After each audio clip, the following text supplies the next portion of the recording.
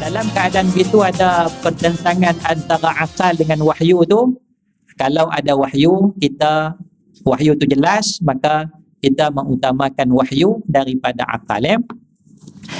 Tetapi berbeza dengan pemikiran liberal, mereka menyatakan apabila wujud pertentangan antara akal dan wahyu Quran, wahyu Islam, maka akal diutamakan.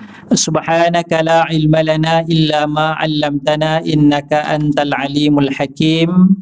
Rabbi shrah li sadri wa yassir li amri wahlul 'uqdatam min lisani yafqahu qawli, amma ba'. Tersambung pemikiran liberal, muka surat 56.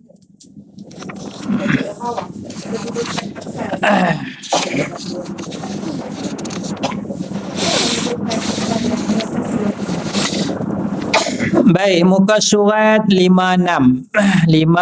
Kedudukan akal mengatasi wahyu. Akal mengatasi wahyu. Ya. Jadi antara akal dengan wahyu, biasanya kita mengutamakan wahyu. Kita mengutamakan wahyu. Wa ma yantiqu 'anil hawa in huwa illa wahyun yuha. Nabi Muhammad sallallahu alaihi wasallam tidak bercakap berdasarkan hawa nafsu, melainkan ia adalah wahyu. Jadi dalam peristiwa perjanjian Hudaibiyah, dalam perjanjian Hudaibiyah, orang Islam, orang yang lari ke Madinah, Nabi kena hantar balik, pulangkan balik. Yang lari dari Madinah tidak perlu dipulangkan balik. Adil ke tak adil? Yang Nabi di Hudaibiyah, Hudaibiyah dalam 30 km dari Mekah, sebelum masuk Mekah tu kan. Jadi perjanjiannya, siapa yang lari ke Madinah, Nabi tak terima, Nabi kena hantar balik ke Mekah. Yang lari dari Madinah, tak mau dah dengan Nabi, lari ke Madinah, tak perlu dipulangkan balik. Jadi tidak adil kan? Tidak adil. Jadi ketika tu datanglah seorang lelaki Islam, nama dia Abu Jandal. Abu Jandal datang, dia ditangkap, dipukul, dia lari kepada Nabi Muhammad sallallahu alaihi wasallam. Maka perunding Arab Quraisy kata kena pulangkan balik Abu Jandal, sebab dah bincang dah ni. Belum sign lagi, tapi dah bincang dah macam tu. Maka Rasulullah kata aku tak sign lagi, tak setuju lagi kan. Tak, perunding tu kata dah kita bincang, kalau tak jadi dah. Maka Nabi pulangkan Abu Jandal, walaupun Abu Jandal ditangkap dan sebagainya. Jadi di sinilah maknanya Sayyidina Umar Al-Khattab radhiyallahu anhu membantah tindakan Nabi sallallahu alaihi wasallam, sebab dari sudut akalnya, fikirannya tidak wajar mengambil keputusan sebegitu. Maka Nabi sallallahu alaihi wasallam menyatakan bahawa Nabi adalah Rasul yang menerima wahyu daripada Allah Subhanahu wa taala. Maksudnya dalam keadaan begitu ada pertentangan antara akal dengan wahyu tu.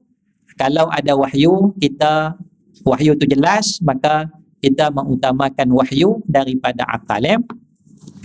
Tetapi berbeza dengan pemikiran liberal, mereka menyatakan apabila wujud pertentangan antara akal dan wahyu Quran, wahyu Islam, maka akal diutamakan.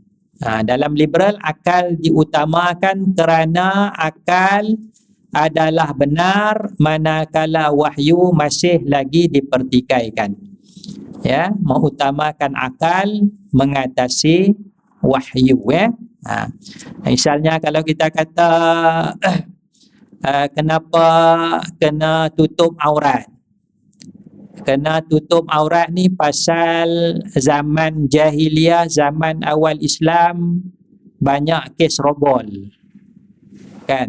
Jadi untuk jaga tu ialah undang-undang rogol pun tak ada lagi zaman tu dah. Zaman Nabi, zaman Islam tu tak ada lagi, maknanya keselamatan tak apa terjamin, maka eloklah tutup aurat. Tapi sekarang ni dah ada undang-undang kan. Jadi tutup aurat atau tidak? Tak perlulah. Tak perlu. Kita bercakap liberal, itu cara liberal lah. Ya, tak perlulah kita tutup aurat kan. Ya. Kalau minum arak sebab memabukkan. Minum arak sebab memabukkan tetapi kalau kita minum dalam kadar yang tidak memabukkan, bolehlah. Bolehlah kan? Bolehlah patutnya kan? Pasal yang mabuk tu mungkin 3 botol ni baru jadi mabuk. Sekadar segelas ni mungkin tak mabuk lagi kan. Jadi sekadar nak minum segelas 2 gelas ni apa salahnya? Jadi dia jadi itu akal. Mengutamakan akal walaupun ada nas Quran mengharamkan arak dan sebagainya. Maka dalam Islam akal menentukan taklif makna beban. Taklif maknanya beban. Kalau tidak ada akal maka tidak ada beban syarak. Ya, misalnya orang gila, dia tidak ada beban syarak, tidak wajib solat dan sebagainya. Tanpa akal maka tiada taklif. Contohnya orang gila. Akal juga berperanan bagi memikirkan kebesaran Allah Azza wa Jalla dan kebenaran. Maka dalam Al-Quran terdapat banyak nas Al-Quran yang memberi isyarat jelas tentang peranan akal. Ini dapat dilihat dalam frasa ayat ta'qilun, tatafakkarun ulul albab. Ta'qilun maknanya kamu berfikir, akal kamu fikir. Tatafakkarun maknanya fikir juga. Tafakkur, fikirlah, tafakkara. Ulul albab, ulu maknanya mempunyai, al-albab maknanya akal. Al-albab maknanya akal, al-albab. Kita ada sekolah apa? Tahfiz ulul albab. Ulul albab yang mempunyai akal. Baik, jadi itu peranan akal. Walau bagaimanapun akal perlu dibimbing oleh wahyu. Akal perlu dibimbing oleh wahyu. Contohnya kebaikan arak dan keburukannya. Akal berfikir tentang kebaikan arak kepada kesihatan peminum arak. Itu maknanya kita nak kena lihat dari sudut peranan akal. Peranan yang dimainkan oleh akal. Boleh tak saya pegang tu? Saya nak mikrofon nak pegang. Ada sewa? Boleh, tak ada masalah. Elok tak? Elok. Tadi bunyi? Tak, memang ada pattern lain.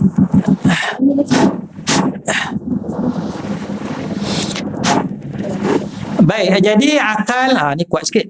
Jadi akal perlu dibimbing oleh wahyu. Akal perlu dibimbing oleh wahyu. Contoh aja kita lihat dalam Quran, tentang arak.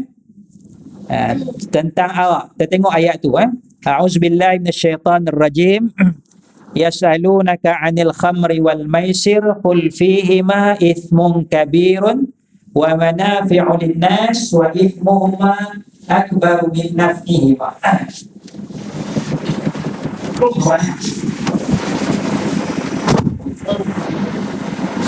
Jadi dalam Quran persoalan tentang yasalunaka 'anil khamri. Ustaz, sekejap. Okey, sama. Yasaluna. Tak buka lagi.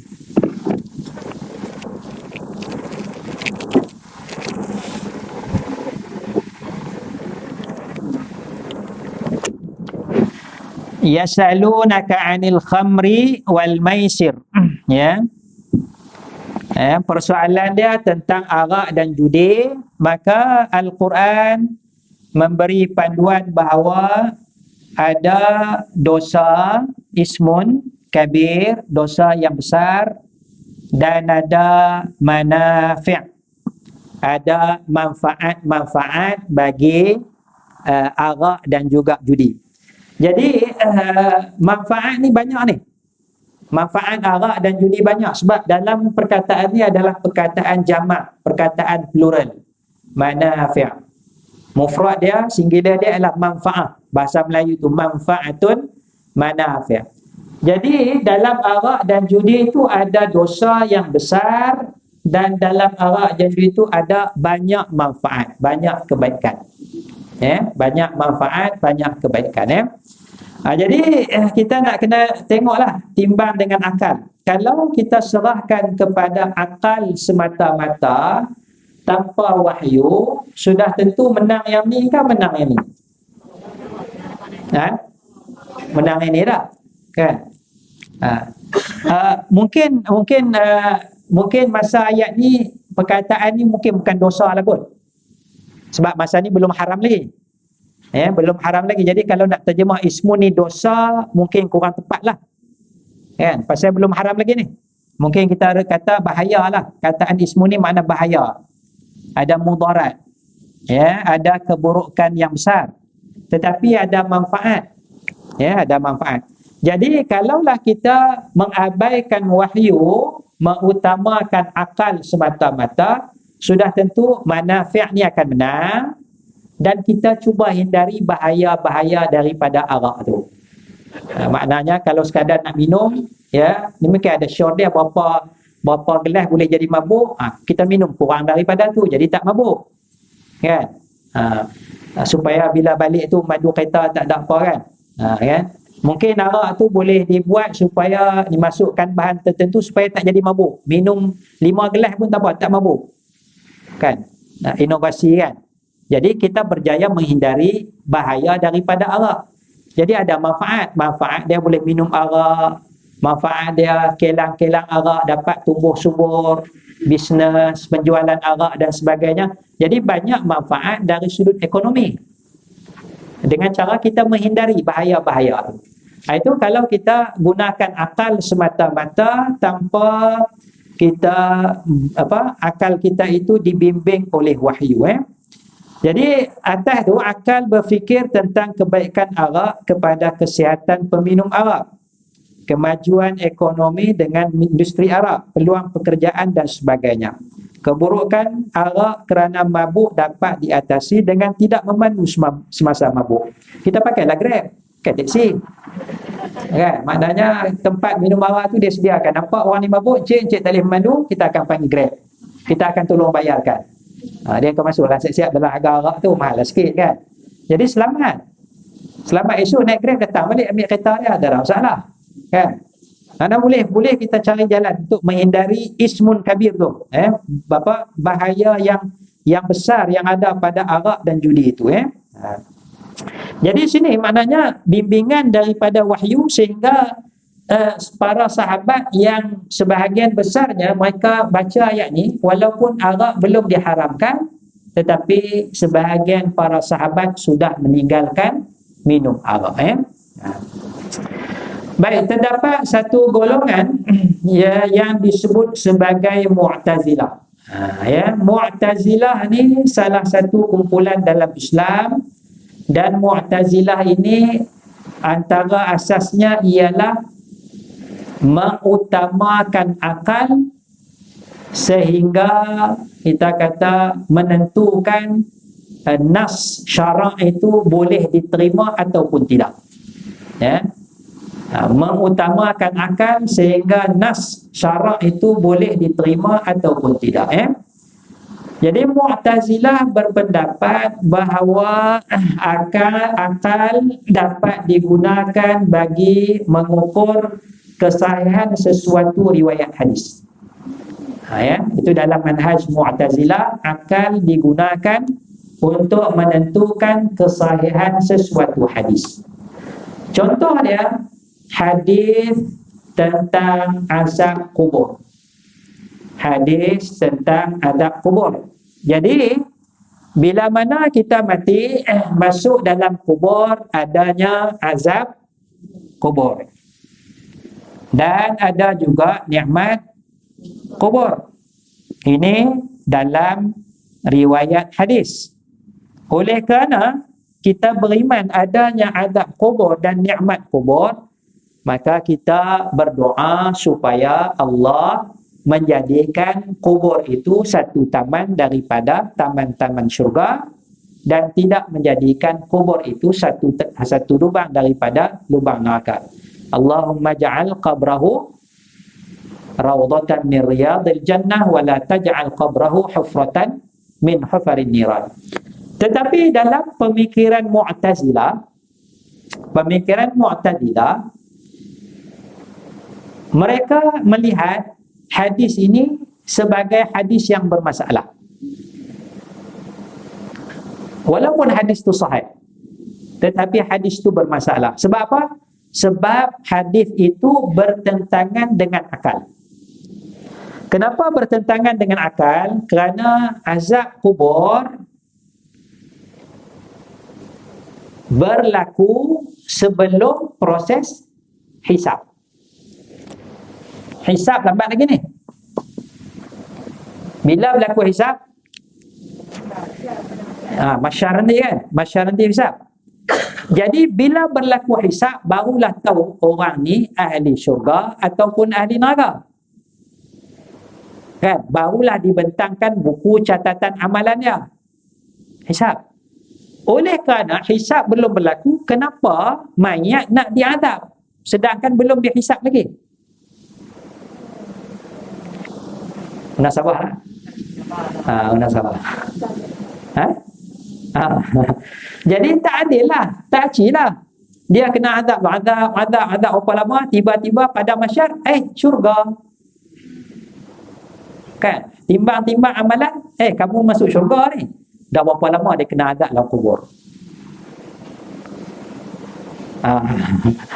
Boleh dia claim balik. Kan dia claim balik pasal berapa ribu tahun. Tak kawan ni dapat nikmat kubur. Sonok nikmat. Tiba-tiba akhirat nanti pada masyarakat hisab masuk neraka. Tak ada. Akal. Jadi oleh kerana itu ulama-ulama Mu'tazilah mereka menolak riwayat, bukan menolak Nabi, menolak riwayat hadis yang menceritakan azab kubur kerana bertentangan dengan akal.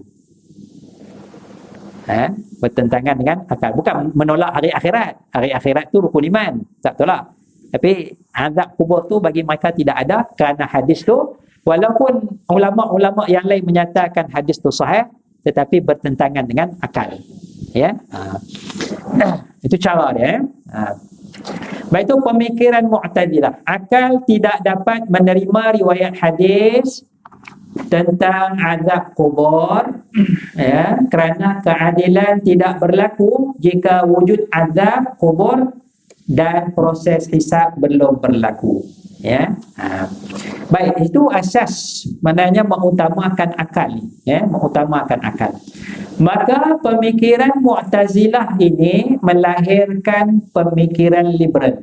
Walaupun kita kata Mu'tazilah mengutamakan akal, tetapi secara asasnya, secara umumnya, ulama-ulama Mu'tazilah masih lagi dalam neraca syarak. Masih lagi dalam neraca syarak. Mereka tidaklah terlalu ekstrim, terlalu over dalam menolak nas syarak. Maknanya mereka tak kacau Quran, sebab Quran tu mutawatir. Maknanya kalau hadis tidak mutawatir. Hadis ni dia zon. Dia peringkat zon, sangkaan, hadis ni sahih dan sebagainya. Kalau mutawatir itu dia tidak ada keraguan, itu mutawatir. Macam kata mutawatir ni makna Tunku Abdul Rahman Perdana Menteri Malaysia, itu sahih kan mutawatir? Sahih dan mutawatir, makna tak ada keraguan dah, memang confirm dah. Mutawatir, mutawatir makna ramai orang cakap Tunku Abdul Rahman adalah Perdana Menteri Malaysia, mutawatir kan. Tapi kalau sahih ni tak ramai orang cakap, 3-4 orang cakap, dia boleh jadi sahih, dia belum sampai kepada tahap mutawatir. Jadi ulama Mu'tazilah dia mungkin ada masalah dengan beberapa riwayat hadis sahaja. Ya. Tetapi pemikiran Mu'tazilah melahirkan pemikiran liberal. Pemikiran liberal tidak sekadar mempertikaikan riwayat hadis sebagaimana Mu'tazilah. Sebaliknya, pemikiran liberal berani mempertikaikan wahyu Al-Quran. Sebagaimana beberapa contoh yang kita sebut sebelum ni lah. Ya, contoh kita faraid, kita dah bicara dah 2 minggu sudah faraid. Lelaki dapat lebih, bagi pemikiran liberal tak adil, nak sama rata antara lelaki dengan wanita dalam faraid. Apa lagi, ya, persamaan antara lelaki dengan wanita, tidak perlu kita cegah perkara mungkar, biarkan maksiat dan sebagainya, ya. Itu pemikiran liberal, mereka sanggup menolak Al-Quran Karim, ya. Maka akal melihat keperluan kadar ini contoh faraid tu. Kita dah bahas panjang bulan sudah, minggu 2 minggu sudah, kadar pembahagian sama rata antara lelaki dan perempuan. Sebaliknya wahyu menetapkan kadar yang berbeza. Oleh itu akal diutamakan dalam pemikiran liberal, ya. Baik, apa kata Imam Syatibi? Imam Syatibi ini salah seorang tokoh ulama dalam Maqasidus Syariah, ya, Imam Syatibi. Kata Imam Syatibi dalam kitab dia Al-I'tisam, dia mengkritik pemikiran orang yang mengutamakan akal, ya. Iaitu kata Imam Syatibi, ra'yu ahli tahsin wa tatbih al-aqliyaini. Ada 2 perkataan akli tu. Pandangan golongan yang memandang elok, tahsin, memandang elok, wa tatbih, dan memandang buruk, al-aqliyaini, berdasarkan akal sahaja. Jadi tengok akal semata-mata. Yang ni elok pasal akal kata elok, yang ni tak elok pasal akal kata tak elok. Dia berdasarkan akal sahaja, ya. Fa inna mahsula madhhabihim, maka sesungguhnya intipati madhab mereka, golongan tahsin akli ni, takbih akli ni, tahkimu uqulir rijal duna syar'i, kembali kepada pemikiran manusia tanpa merujuk kepada syariat. Ya, maknanya dia hukum berdasarkan pandangan manusia, akal manusia, tanpa berpandukan kepada syarak. Jadi syarak kata macam mana pun, tapi akal kata macam lain, maka diutamakan akal, ya. Sebaliknya kita perlu mengutamakan syarak. Akal manusia kita guna juga, pandangan manusia kita guna juga, tetapi kita timbang dengan syarak. Pandangan siapa-siapa pula, ustaz ke, maulana ke, syekh ke, apa ke, timbang dengan syarak. Sebab itu nahnu la nuqaddisur rijal wa nahnu nuqaddisur syariah. Itu sebahagian kalam para ulama lah. Kita tidak mengkultuskan, menyucikan pendapat-pendapat manusia, tetapi kita mensucikan syarak. Syarak tu kita sucikan, tidak ada salah. Syarak, syariat, Islam, pandangan manusia tu boleh jadi salah, boleh jadi betul, ya. Jadi ada salah dia berpandukan kepada syarak, kalau betul dia pun berpandukan kepada syarak, ya. Jadi madhab tahsin akli, takbih akli ini kembali kepada pemikiran manusia tanpa merujuk kepada syariat. Wa huwa aslun minal usul allati bana 'alaiha ahlul ibtida' fid din. Inilah asas daripada asas-asas yang dibina oleh ahli bid'ah dalam urusan agama, ya. Bihaisu, sekira-kira hukum syarak tu in wafaqa ara'ahum, kalaulah hukum syarak itu sesuai dengan pandangan mereka, hukum syarak sesuai dengan pandangan mereka, mereka terima. Wa illa raddu, dan jika hukum syarak tidak sesuai dengan akal, maka mereka akan tolak. Tolak apa? Tolak hukum syarak. Ya. Sebenarnya dia tuhankan hawa nafsu. bertuhankan hawa nafsu. Itu takbih akli, tahsin akli. Baik sesuatu perkara itu hanya semata-mata akal, buruk sesuatu perkara itu hanya semata-mata secara akal sahaja. Ini pemikiran ahlul bid'ah. Ahli bid'ah yang ditentang oleh para ulama yang muktabar. Jadi, adakah Islam menolak langsung akal? Adakah Islam menolak langsung akal? Islam tidak menolak akal, tetapi Islam memberikan akal peranan yang sewajarnya. Walau bagaimanapun akal tetap berperanan. Contohnya, kita baca riwayat hadis menyatakan bahawa ibu bapa Nabi Muhammad sallallahu alaihi wasallam ialah ahli neraka. Ini hadis dalam tu. Jadi adakah kita nak terima bulat-bulat bahawa ibu bapa Nabi dalam neraka? Ada hadis. Ada hadis. Ada hadis. Ada hadis bahawa bapa aku, inna abi, bapa aku, bapa Nabi lah, wa abaka, dan bapa kamu, finnar, di dalam neraka. Bapa aku dan bapa kamu berada di dalam neraka. Jadi adakah akal nak terima bulat-bulat hadis ni? Maka di sinilah akal memainkan peranan sebagaimana yang dijelaskan oleh majoriti para ulama. Memang ada ulama pegang hadis ni. Ada ulama pegang, misalnya ulama-ulama di Arab Saudi, mereka pegang dengan hadis ni. Kalau tanya ulama Arab Saudi, mereka akan kata bapa Nabi ahli neraka, mak Nabi ahli neraka.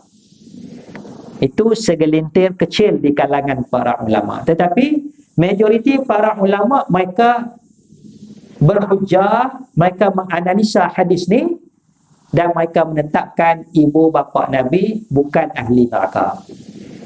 Itu penggunaan akal yang tidak bertentangan dengan syarak. Sebab apa? Sebab dalam Quran Allah menyatakan wa ma kunna mu'azzibina hatta nab'asa rasula. Ini Quran. Allah tidak mengazab sesiapa pun sehingga Allah mengutuskan seorang Rasul. Jadi bapa Nabi mati ketika Nabi berusia 2 bulan dalam perut, belum jadi Rasul lagi. Mak Nabi mati ketika Nabi berusia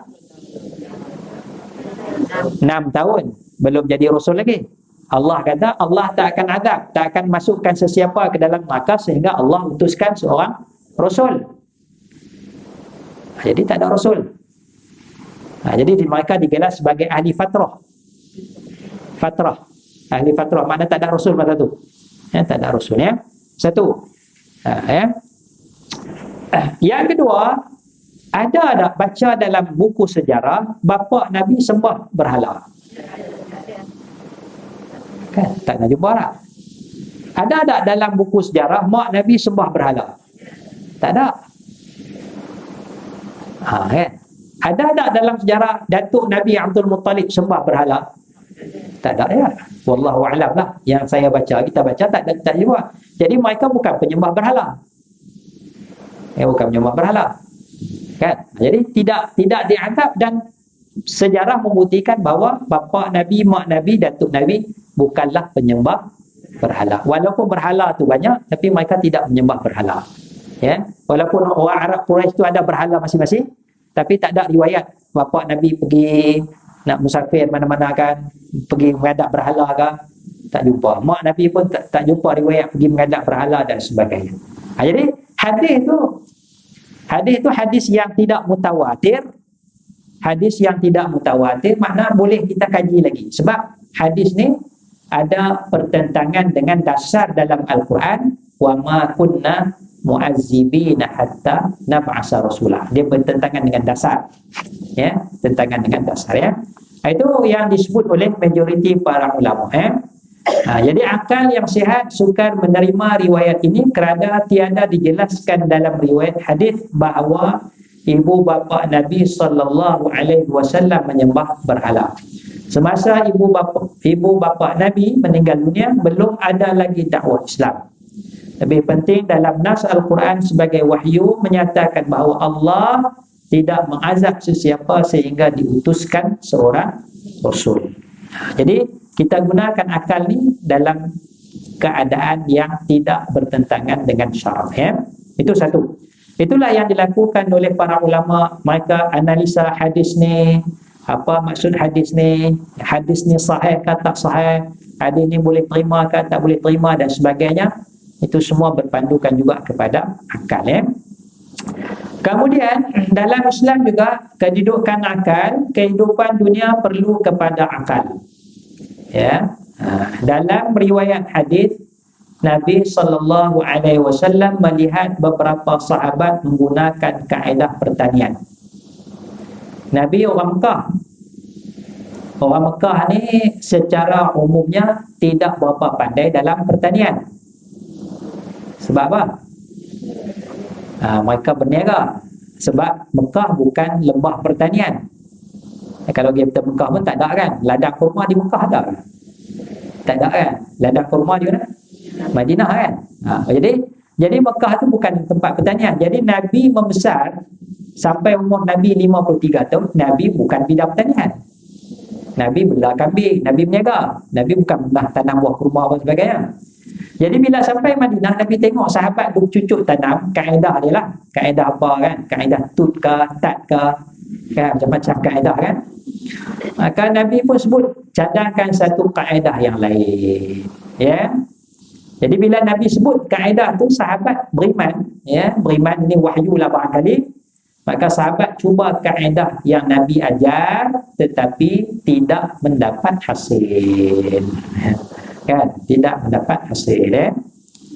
Maka sinilah, bukan sia-sia perbuatan Nabi itu, bukan sia-sia, tapi ada manfaat dia. Kata Nabi SAW, in kana yanfa'uhum dhalika falyasna'u. Kalaulah perkara itu bermanfaat bagi kamu, maka buatlah. Aku cadang tu, kalau ada manfaat buatlah, kalau tak ada manfaat tu saya buatlah, ya. Fa inni innama zanantu zannan. Aku sesungguhnya sangka sesuatu perkara. Fala tu'akhiduni bizzanni. Janganlah kamu mengambil salah, ya, mengambil sesuatu yang salah daripadaku dengan pelbagai sangkaan, ya. Jangan menyalahkan kan. Sebab ini bukan benda agama, ini benda dunia. Ya, ini benda dunia. Tapi Nabi kata, walakin idza haddastukum 'anillahi syai'an fakhudhu bihi fa inni lan akdziba 'ala Allah. Akan tetapi apabila aku berkata sesuatu daripada Allah, wahyulah, cerita pasal akhirat, cerita pasal sembahyang, cerita pasal puasa, cerita pasal zakat, cerita pasal syurga neraka, ya. Itu daripada Allah tu, agama tu. Bila cerita pasal agama, fakhudhu bihi, ambillah dengannya apa yang Nabi sebut dalam bab agama tu. Fa inni lan akdziba 'ala Allah, sesungguhnya aku tidak berdusta atas nama Allah Subhanahu wa taala. Jadi apa yang Nabi cakap tu, kalau dunia kita boleh olah lagi, boleh buat sesuai lagi. Ya. Tapi kalau agama, kita jangan kacau. Ya. Jangan kacau dah. Sembahyang subuh rasa tak apa nak puas hati 2 rakaat, saya nak banyakkan lagi. Jangan olah dah. Sembahyang zuhur ni rasa panas ni, musim panas, kita tak usah sembahyang zuhur lah pun. Kita skip lah sembahyang zuhur tu kan. Terus asar lah kan. Jangan kacau, itu soal agama. Tapi soal bagaimana nak bercucuk tanam, macam mana nak bela lembu, nak bela kambing, nak bela ayam, nak berniaga, ya, nak pakai apa kan, itu serah pada kamu lah. Jadi tak semestinya kita pakai jubah. Nabi pakai jubah, kita pun nak kena pakai jubah, tak semestinya, ya, tak ada. Nanti Nabi ambil pakaian Habsyah, Raja Habsyi bagi pakaian, Nabi ambil, Nabi pakai, Nabi puji pakaian Habsyah tu. Itu soal dunia. Soal agama dia tutup orang je. Pakaian, soal agamanya tutup orang je. Fashion pakaian, jenis pakaian, corak pakaian, dunia. Pandai-pandai kamu lah. Ya. Baik, itu panduan daripada Nabi SAW. Jadi sebab itu dalam Quran tak ada satu kaedah bagaimana nak bercucuk tanam. Dalam Quran tak ada satu kaedah bagaimana nak berniaga. Dalam Quran tak ada satu kaedah macam mana nak buat benda begini dunia ni. Cuma Al-Quran suruh galakkan kita fikir, suruh makmurkan dunia, ya, suruh majukan dunia, suruh cari harta dunia, macam mana pandai-pandai kita lah, ya. Jadi sinilah kaedah dia, kata Nabi SAW dalam hadis riwayat Imam Muslim, antum a'lamu bi amri dunyakum. Kamu lebih tahu dengan urusan dunia kamu. Ya, kamu lebih tahu. Hadis ni kes tanam tu lah. Kes tanam salah tu. Kes Nabi bagi cadangan salah tu, sahabat beritahu kepada Nabi tak jadi. Cadangan Nabi pertanian tu tadi, Nabi kata antum a'lamu bi amri dunyakum. Kamu lebih tahu urusan dunia kamu. Seterusnya, bagaimana untuk kehidupan dunia, memajukan dunia, kemakmuran ekonomi, teknologi dan sebagainya. Tentu sekali akal berperanan penting. Wahyu memberi ruang kebebasan kepada akal, namun wahyu memandu akal agar tidak melakukan kezaliman, penipuan, memudaratkan dan sebagainya. Nak cari harta, carilah, pandai-pandailah. Cuma Nabi kata ar-rashi wal murtashi fitnah. Orang yang bagi rasuah, orang yang terima rasuah, dua-dua diumban masuk dalam neraka. Saya tak bagi rasuah, tak apalah. Yang terima pun diumban masuk neraka. Ar-rashi yang bagi rasuah, al-murtashi yang terima rasuah. Jadi prinsip dia, Islam suruh pandai-pandai cari harta, tapi limit dia jangan rasuah. Jangan rasuah. La ta'kulu amwalakum bainakum bil batil. Jangan makan harta di antara kamu dengan cara yang batil. Jangan cari makan, cari harta dengan cara yang batil. Macam mana? Silakanlah. Tapi kalau benda tu batil, penipuan, maka Islam tak benarkan. Ya. Maknanya kita cari harta cara scam ke, kita buat korban, buat scam korban kan, kutip banyak-banyak kan, dapatlah berapa 100 ekor, kita sembelih 10 ekor je kan, 90 ekor lagi kita ambil Manila, kad Manila atas kutip tak nama je, tak nama, tak kad gambar. Alhamdulillah, lepas tu buh sijil korban. Tuan telah menerima melaksanakan ibadat korban di negara sekian-sekian. Allah Ta'ala terimalah, ya, terima kasih kan. Dia kumpul 100 ekor, dia sembelih 10 ekornya. Yang 90 tu dia ambil gambarnya. Kita pun alhamdulillah aku dah buat korban tu ni, ya. Halal ke haram? Haram, ya. Ya. Dah cari makan, cari rezeki. Allah SWT cari rezeki. Allah cari rezeki. Betul, Allah cari rezeki, ya. Wahyu dia bagi sikit panduannya. Macam mana nak buat? Silakan. Tapi jangan zalim, jangan menipu dan sebagainya. Baik, itu peranan akal. Satu lagi, adapun urusan alam ghaib, wahyu diutamakan. Kalau alam ghaib kita mesti berpandukan kepada wahyu. Jadi sebab itu perkara-perkara ghaib kita belajar dalam akidah, dia masuk dalam bab sam'iyat ataupun bab ghaibiyat.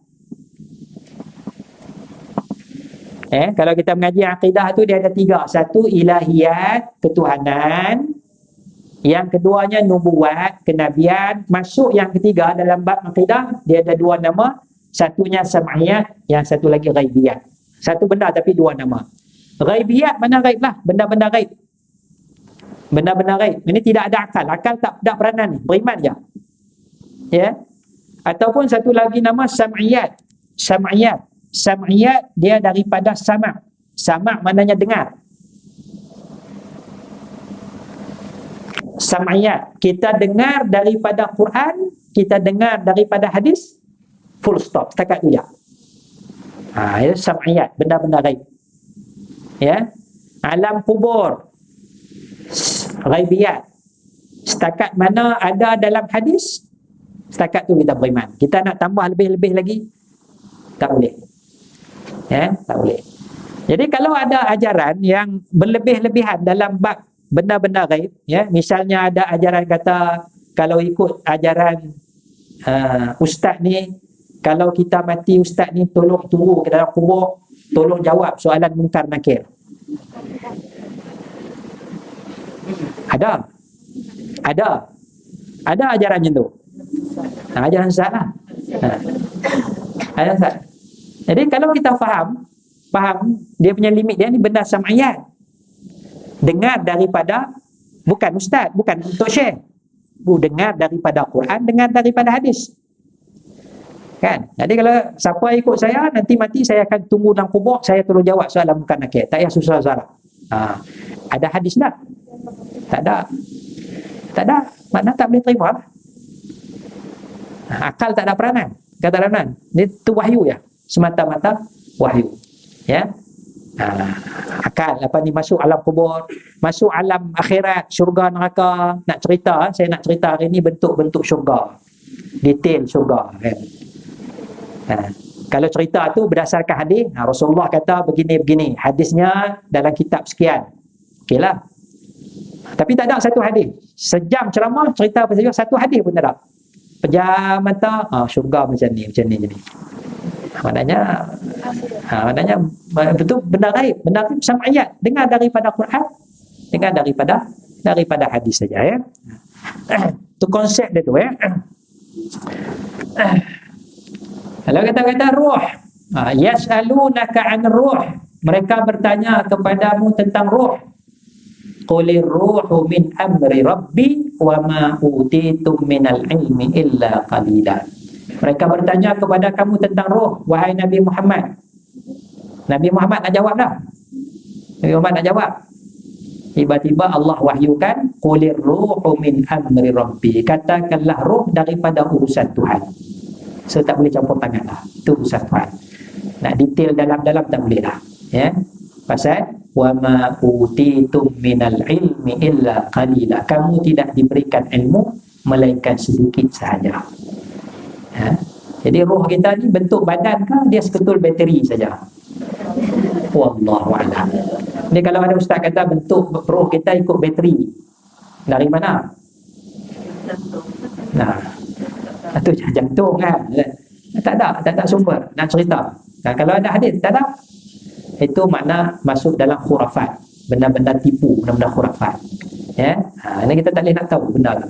Sebab ia daripada urusan Tuhan. Tuhan dah mati dah takat tu. Mati tu, jadi kalau orang melanggar nas Quran, dia masuk roh kita macam ni. Itu sudah melanggar nas Al-Quran. Ya. Jadi urusan alam ghaib, wahyu diutamakan. Kita menerima wahyu daripada Quran dan riwayat hadis meskipun ia bertentangan dengan akal. Ya, alam ghaib bertentangan dengan akal pun kita terpaksa terima lah.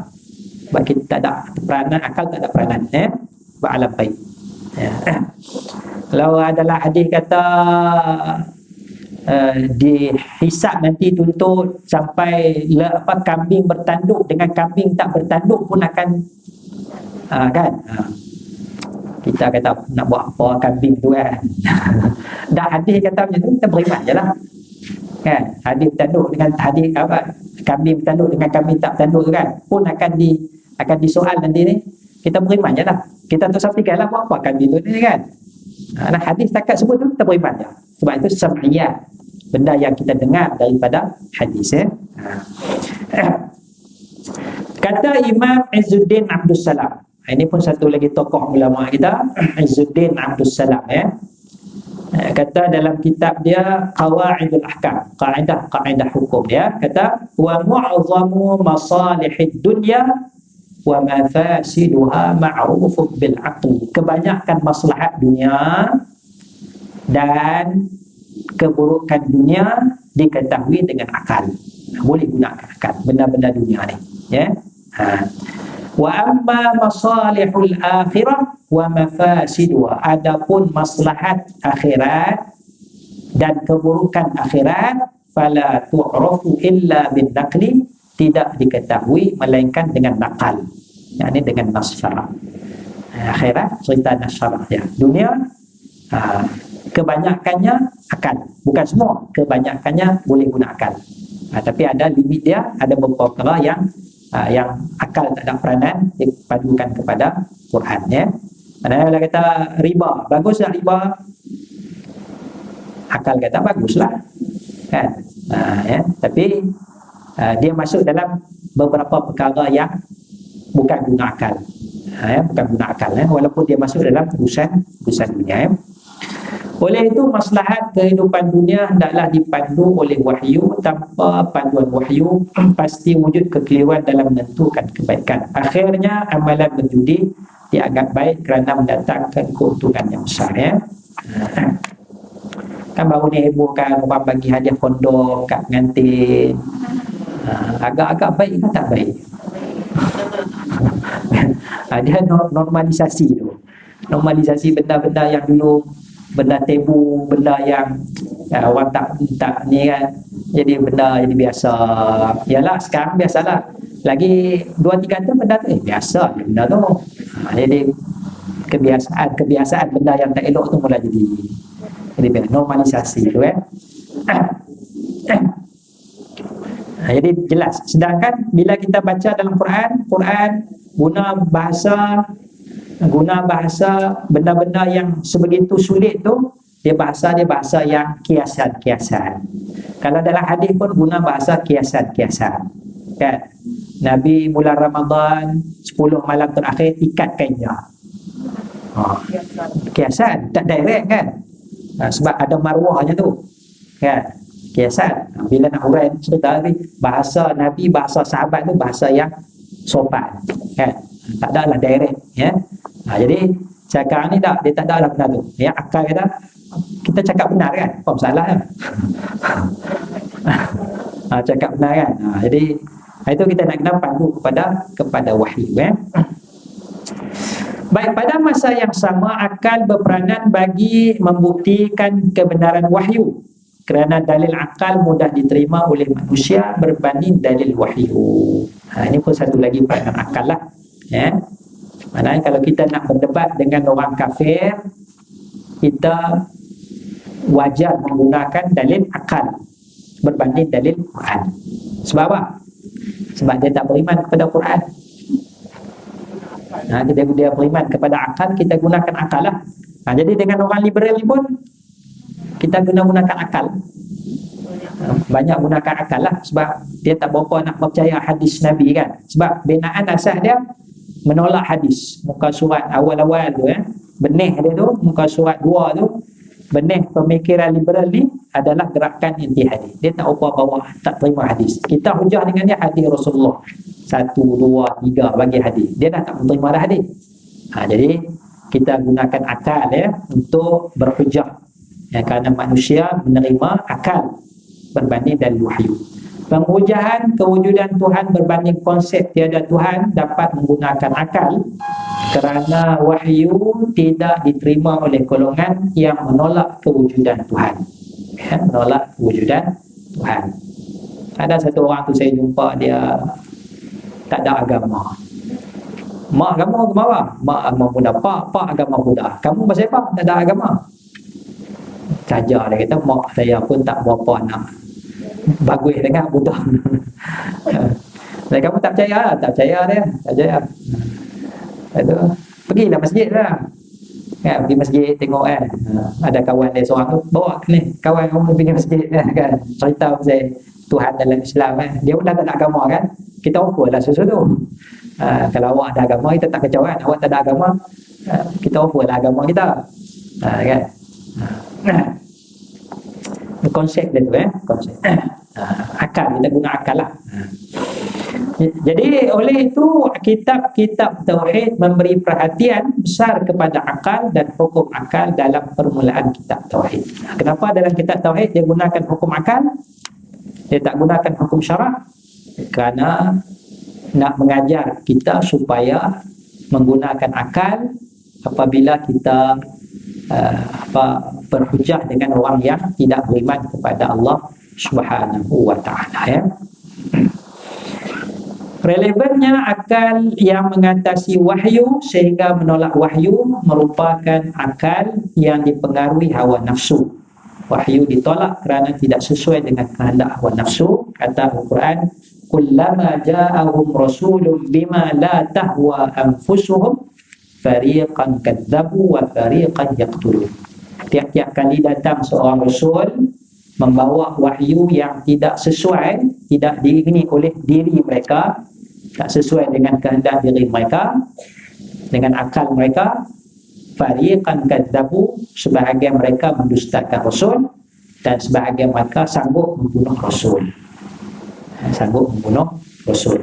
Maknanya kalau hari ini bunuh karakter Nabi Muhammad sallallahu alaihi wasallam, ya, mendustakan ajaran Nabi ataupun membunuh karakter Nabi Muhammad sallallahu alaihi wasallam, ya. Ini orang yang bertuhankan hawa nafsu.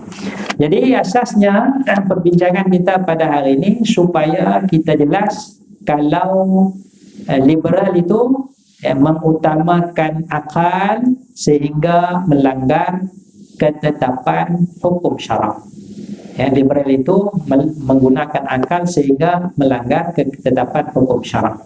Tetapi dalam ajaran Islam kita patut menggunakan akal dengan sewajarnya. Patut menggunakan akal dengan sewajarnya dalam urusan kehidupan dunia, dalam nak melaksanakan perintah-perintah Allah Subhanahu wa taala, nak bagi elok dan sebagainya, kita gunakan akal, ya. Masjid kita ni nak sembelih 30 ekor lembu.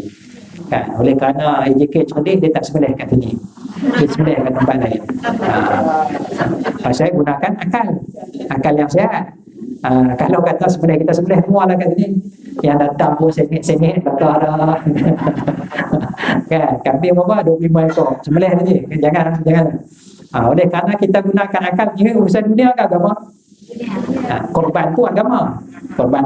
Cara pengurusan tu dunia. Cara pengurusan tu dunia. Gunakan akal di dunia lah. Jadi datang bungkus siap kan? Bungkus siap lah. Clear. Cuci tangan. Mana pakai baju Melayu? Korban pakai baju Melayu sampai elok. Ya. Darah setitik tu dah. Kan? Berapa korban? 30 ekor, 40 ekor. Pakai smart. Cerdik. Tak apa. Gunakan akal, ya. Pengurusan tu dunia. Korban tu agama. Ibadat. Kita tak kacau. Pengurusan tu dunia, ya. Itu maknanya kita faham tentang bagaimana limitasi akal dan bagaimana peranan syarak, ya. Tapi kalau kita lebih, maknanya korban ni kita tak payah sembelih lembu lah, kambing lah. Kita sembelih ayam cukup-cukup. Anak sudah. Kan? Itu dah murah sikit. Contohnya anak berapa? Murah sikit. Orang tidak menepi jarak. Dari ikut suka kita lah. Yang penting tumpah darah sudah. Itu akal sudah mengatasi syarak. Akal sudah mengatasi syarak. Jadi kita nak kena bezakan antara agama dengan dunia. Wallahu a'la wa a'lamu bis-shawab. Subhanakallahumma bihamdik asyhadu an la ilaha illa anta astaghfiruka wa atubu ilaik. Assalamualaikum warahmatullahi wabarakatuh. Ustaz dah tutup. Ya. Ada soalan, silakan. Akan ada sendiri. Apa hukum yang memberi hadiah kondom kepada pengantin? Sebab dia bagi hadiah tu masa pengantin tu yang tak berani, kan? Bagi hadiah tu masa pengantin tu tak berani. Dan pengantin tu kemaluan, malu bila menerima kondom tu daripada beberapa sahabat dia. Ya. Ya, kita ada, kalau kawan rapat, ya, memanglah kita boleh bagi hadiah macam tu, tetapi janganlah di depan orang. Depan orang, ya. Maknanya etika majlis, adab majlis, tu kita kena jagalah.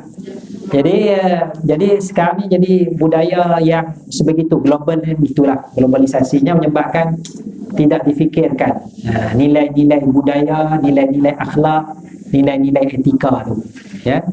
Jadi itulah cabaran kita ni, anak-anak muda lah, generasi muda sekarang ni dia dah globalisasi sangat tu barangkali. Sebenarnya dia orang nak masuk ke dalam TikTok, YouTube, ya. Boleh jadi juga kan, mungkin dia rancang awal-awal kan.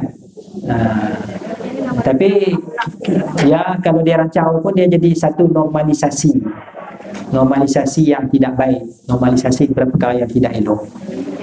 Akhlak, ya. Ya, silakan. Yang pasal yang Ha. saya soalan dalam dia bukan Islam Dia bukan orang Islam. betul dengan lah. Ya, ada Islam lah. Oh, bukan Islam dia. Orang Islam dia hanya diberangkat. Ya, okey. Ha. Dia pun tidak mengandung tidak ada sebut agama dia dalam buat. Tapi dia lebih kepada orang dan pemikiran tu agak penting. Ya. Dia kan asal lah. Ya. Dia pernah cakap dia kata dia diam sudah tak jawab sebab saya tahu soal anak ini saya faham dan saya tahu mengikut aurat penting kepada Islam untuk menjadi halal kan so tidak kepada dan sebagainya dan dia tanya saya kenapa ya Tuhan bagi kita perempuan dalam Islam tak dengarkan soalan menarik tau ini memang saya selalu nak jawab dia bukan nak salah jawab. Lepas tu dia cakap kenapa ya Allah buat kan buatkan perempuan cantik rambut cantik kulit cantik tapi orang kena tutup. Okey, saya macam diam lah kan. Saya kata sebab agama kita ajar macam tu lah. Lagipun kita nak tutup supaya kita jaga aurat, supaya tak ada orang ada fikir nak buat jahat. Dia kata pasti ada satu banyak kali orang Melayu pakai tudung kena robot tu, kanak-kanak kena robot, bangsa lain tak ada pun dia cakap. Saya diam tak, cuma saya nak jawab.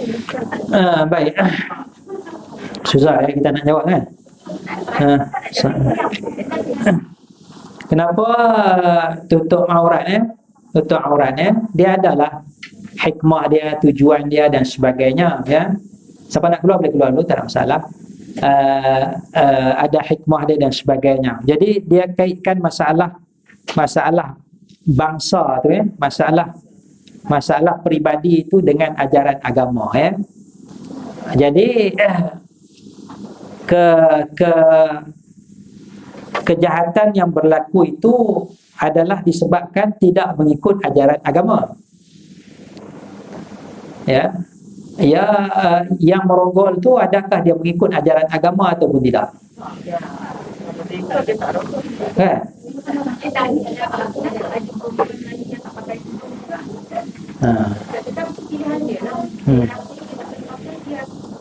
Yalah, maknanya ada yang patuh kepada perintah Tuhan, ada yang tak patuh. Ya, itu kembali kepada masalah kekuatan iman kita lah.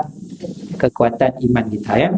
Jadi yang pakai tudung dirogol, adakah salah yang pakai tudung tu? Kerana adakah salah kanak-kanak tu? Apa dia? Sumpah mahram lagi kan, incest. Ya. Tapi maknanya dia bukan masalah yang pakai tudung tu, bukan masalah kanak-kanak tu, masalah perogol tu lah. Masalah diri perogol orang tu kan, itu yang jadi masalah. Saya kenal dia sebagai kampus dan my friend. Jadi seorang yang sangat baik walaupun dia tidak percaya apa-apa agama. Ya, situ satu yang bagus lah sebab kita boleh berdialog. Itu maknanya kena rajin mengkaji lagi lah. Rajin mengkaji kan, gunakan akal. Mungkin kita kata kenapa rambut perempuan cantik kena tutup, ya, tutup. Mungkin kita boleh bagi kiasan. Kenapa kita masak makanan elok-elok lepas tu kita tudung? Supaya lalat tak masuk. Biar je lah lalat tu. Bukannya banyak pun. Kenapa nak tutup mana tu? Kenapa nak simpan elok-elok makanan tu? Begitulah mana kiasan kita ada. Kita ada keris, ada sarung. Kenapa keris tu kita tak buka sarungnya? Bahaya kan? Benda bahaya, benda berharga tu simpan sarung. Mana buka masa nak guna je lah. Kan? Pisau nak sembelih tu masa nak guna bukalah.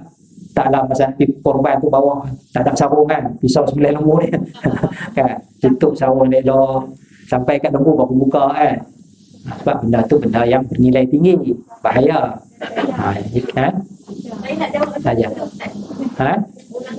Guna akal lah, guna kiasan kan. Jangan guna Quran. tidak baik bagi kita di mana. Ya tak apa, kawan baik kita soal jawab je lah.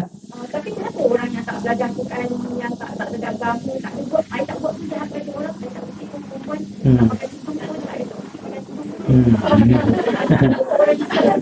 Itu dia kena ada ketahanan lah Kalau rajin buka dalam YouTube, tengok debat-debat agama. Brother Hashim apa semua tu di UK tu, dia ada corner, speaking corner tu kan. Speaker corner tengok tu supaya membina ketahanan mental kita. Brother Hashim tu jawab macam ni, orang ni dia jawab balik. Ya. InsyaAllah ya. Wallahu a'lam. Wassalamualaikum warahmatullahi wabarakatuh.